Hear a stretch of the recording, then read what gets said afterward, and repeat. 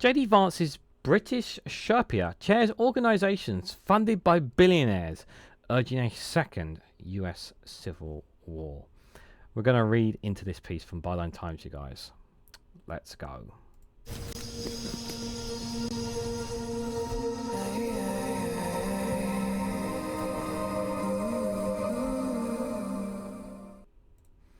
Good morning, good afternoon, good evening, wherever you are in the world. This is Reganelite here with an article from Byline Times with a headline that JD Vance's British Sherpa chairs organisation funded by billionaires urging a second US civil war. The man described as the Vice President philosopher King is linked to a series of right-wing billionaires who have condemned democracy and called for a limited dictatorship in the United States. Guys, while you're here, make sure you hit the like button and share this across social media so others are notified of this video. Believe it or not, there's people, some of the most powerful people, with some of the most wealthiest money in the planet, and they actually want to see civil war in the United States. Actually want that. How immoral is that? A country that is supposed to be considered the beacon of democracy and the most freedom of all, and they want to rip it all apart, while the likes of Putin and China will laugh at them. Even Iran, despite their own problems, will laugh at America if this was to ever come to fruition, a second US civil war. But the fact that some billionaires want this and have the money and influence to try and push an emphasis on a number down this path is very, very scary indeed. JD Vance is a very nasty individual, a very nasty man indeed. We think Donald Trump's bad. I think JD Vance is actually worse because he's a bit more competent, but not in a good way. Not in a good way in any way, shape or form. So let's read this story, guys. The man dubbed Vice President JD Vance's philosopher King is the UK chair of an organisation funded by a series of right-wing billionaires who have variously condemned democracy as destructive and called for a limited dictatorship and urged US citizens to fight a cold war against the left, Byline Times can reveal. So Dr. James Orr, head of the Edmund Burke Foundation, EBF, which between 2019 and 2023 received $351,000 from the Thomas D Klingenstein Fund, according to publicly available tax returns. Kensington is a far-right megadonor who has described American politics as a cold civil war between a conservative resistance and a totalitarian regime of wokeness. If we are to save this great republic, Republicans must understand that we are at war, and they must act accordingly, he wrote in 2021, adding that we need political generals who will fight as if the choice was between liberty and death. So rather than talk and negotiate with your fellow politicians, your fellow counterparts, because it's between Republicans and Democrats, no, we don't want that. No, they're all enemies. They're all enemies of the people. That's not how it was. I may not be an American, but I'm pretty sure that's not how the founding fathers wanted this. Just saying. In March 2024, The Guardian revealed that Klingenstein, I can't even say it right, have funded Action Idaho, a far-right website that reveals a particular empathy for Idaho's LGBTQ+ community. Oh, what a surprise. People in America, there's people out there who have something against LGBT+ communities, always targeting the minority. Action's efforts culminated on June the 15th with the mass arrest of Patriot Front members who attempted to disrupt a pride event in Colorado, according to The Guardian. In 2023, the Edmund Burke Foundation also took $25,000 from the Howie Dewey Good Times Foundation, that's the HDGTF, in 2023. Now, the foundation created by shampoo billionaire Charles Hayward to fund projects such as the Society for American Civil Renewal, an invite-only society whose website uses rhetoric that has been characterized by one expert on the far right as platitude ultra-nationalism, and supports that a national rebirth can be achieved through revolutionary upheaval. On his personal website, The Worthy House, Hayward has written that ultimately no final question can be solved without conflict, usually involving violence.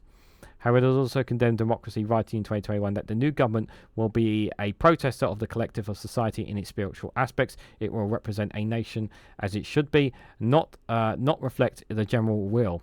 It could be hostile or Augustan, a limited dictatorship, and almost certainly will it to begin. It could be Atratoskic, like a Venice in its prime. It will not be democratic because that system is unnatural and destructive at scale. They don't want people having power. They believe it's better that people have no power at all. They want to take away the power from the people. The Edmund Burke Foundation puts on the annual National Conservatism Conference, which gathers thinkers and politicians from radical right political movements around the world. Conservative MP Suella Braverman and Daddy Kroger appeared at the National Conservatism Conference in 2023, the same year as the donations from Hayward, as did Michael Gove and Miriam Cates, who were then MPs. Nigel Farage has also spoken at NatCon, attended the 2024 edition in Brussels. Jason Wilson, a conservative and expert on the American far right, who first broke the story of Hayward's involvement with the Society for American Civil Renewal, said of Hayward's blog, "I suppose if you were to ask me to characterize the blog, it's very openly kind of neo-fascist point of view."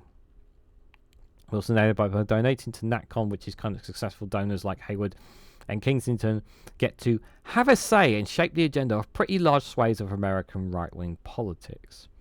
The Edmund Burke Foundation also received $550,000 from Donors Trust between 2023 and 2023, $810,000 from the National Christian Charitable Foundation between 2019 and 2023, and $50,000 from Vanguard Charitable Ed Waldman Foundation in 2023. Open Democracy have reported that donor-advised funds such as Donors Trust, NCCF, and Vanguard CEF acted as funnels for donors to pour money into various far-right causes while avoiding detection. The Open Democracy are very good. It is not publicly declared who donated the Edmund Burke Foundation through the donor-advised funds. And so some of you guys might think, oh, this is all perfectly fine. No, this is not good. Dr. James Orr, Vance's ally, the EBF's UK chair and professor of philosophy and of religion at Cambridge University, recently caused controversy where he claimed that a lot more people have got in trouble for free speech offences in the UK than in Putin's Russia on the BBC. Orr had previously provoked controversy when he tweeted about pro-Palestine protesters marching on October the 9th, 2023, and they were seeking to import the Arab world, become the Arab world. Orr was accused of racism following the statement, including by students at Cambridge University, but stood by the remark in August 2024 when the death toll in Gaza stood at around 40,000 and 1.9 million were internally displaced. Or another pro-figures at the NatCon movement, such as the EBF's chairman Yoman Husky, are staunchly pro-Israel. Oh, what a surprise, there's Israeli lobbies in there as well. EBF has also taken donations from the Jewish Philosophy Fund, the US trading name of the Israeli Research Center Hezrel Institution, founded by Hezri, who co-founded the EBF, and the Bend and Isla Rosenblum Foundation, which funds several lobby groups that attack NGOs critical of Israel, such as UN Watch, NGO Monitor, and pro-Israel lobby group Middle East Forum that once paid Tommy Robinson's legal fees. NatCon will take place for the first time under the second Trump administration in Washington, D.C. in September. So far, listed speakers include Steve Bannon, Trumpist Senator Josh Hawley, and radical right billionaire Peter Thiel. James Orr, the Edmund Burke Foundation, Charlie Haynes, and Thomas Kensington were contacted for comment on this. And it looks like none of them have responded. I wonder why, guys. I wonder why. Do you know what? It just, it's just still, for me, just... Does any of this surprise me at all? No. This is about the wealthiest people in society who understand that they want to shape the world in their own image without and disregard the means and the concerns of ordinary people, and they want to squeeze us as much as they possibly can. Squeeze us really, really hard. That's their intention to do so. And they want to have fun with all the money and wealth that they have rather than give it to us. I don't know how you fight this, apart from protesting and standing up for yourself, but it is going to be a very hard battle, especially when they control the media. They can try to control the narratives. But the truth is that not everyone is falling for the lies. There are still people out there who see the truth, and it's important that we do try to fight it everywhere we can. I fear for America. I've been fearing for them ever since Trump became president, and everything that's happening is very concerning. What's going to happen in the midterm elections? What's going to happen in the next presidential election? What do you guys make of this story? What do you guys make of JD Vance's and organisations around him? Does any of this surprise you at all? Let me know your thoughts and more down in the comment section below. If you found this video informative or helpful to you, please hit that like button. Greatly appreciated. Share it across social media so others are notified of this video. Subscribe if you haven't already. Check out Rumble and Patreon for exclusive content. Links for them down below. And also, if you want to financially support me in the work that I do here, you can also click the join button, which is just below the screen as well, for as little as 99p. So thank you all so much for watching, and I hope to catch you all very, very soon.